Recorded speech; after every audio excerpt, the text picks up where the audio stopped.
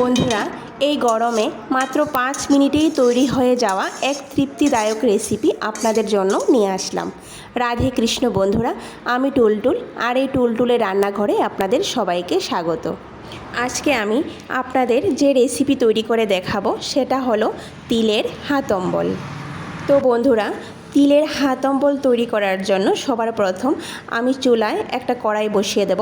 তাতে চায়ের কাপ মেপে হাফ কাপ পরিমাণ পরিষ্কার করে রাখা তিল দিয়ে দেব। তারপর মাঝারি আঁচে তিলটাকে একটা সুন্দর গন্ধ আসা পর্যন্ত ভেজে নেব। তিল যখন ভাজা হয়ে যাবে তখন দেখবেন যে একটা পটপট করে একটা শব্দ হচ্ছে আর তিলটা একটু লালচে ভাব হয়ে আসছে। এই দেখুন, তিলের মধ্যে যখন এইভাবে একটু লালচে ভাব চলে আসবে তখনই আমি চুলার আঁচ বন্ধ করে তিলটাকে একটু ঠান্ডা করে নেব। তারপর তিলটা যখন একটু ঠান্ডা হয়ে যাবে তখনই একটা মিক্সি জারে নিয়ে নেব।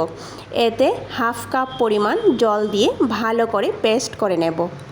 দেখুন বন্ধুরা, তিল কিন্তু ভালো করে পেস্ট হয়ে গেছে। এখন এই পেস্ট করা তিলটাকে একটা বাটিতে নিয়ে নেব। বন্ধুরা, আমরা যখন ছোট ছিলাম তখন মা এই গরমের মধ্যে প্রায়ই এই রেসিপিটা আমাদেরকে তৈরি করে খাওয়াতো। এখানে আমি একটা নারিকেলের অর্ধেকটা নারিকেল এইভাবে কুড়িয়ে নিয়েছি। এবার এই কুড়ানো নারিকেলটা আমি মিক্সি জারে নিয়ে নেব। মিক্সি জারের মধ্যে খুব সামান্য পরিমাণ জল দিয়ে ভালো করে পেস্ট করে নেব। তারপর আমি এখানে একটা রসালো এলাচি লেবু কেটে নিয়ে নেব। বন্ধুরা, এখানে কিন্তু যে কোনো লেবুই ব্যবহার করা যাবে।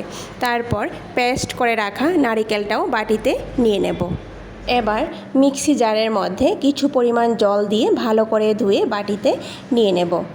তারপর খুব সামান্য পরিমাণ লবণ দিয়ে দেব।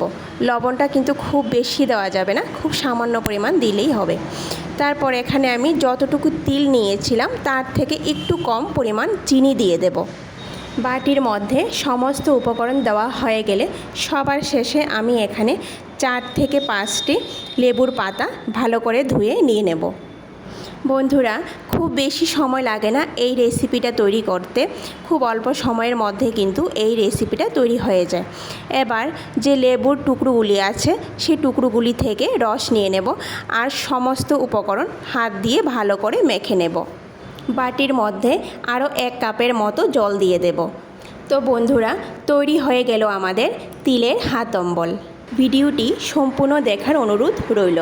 আর ভিডিওটি যদি ভালো লেগে থাকে তাহলে সবার শেষে লাইক, শেয়ার আর সাবস্ক্রাইব করে দেবেন। নমস্কার, আজকে এই পর্যন্তই। কথা হবে আবারও পরের ভিডিওতে।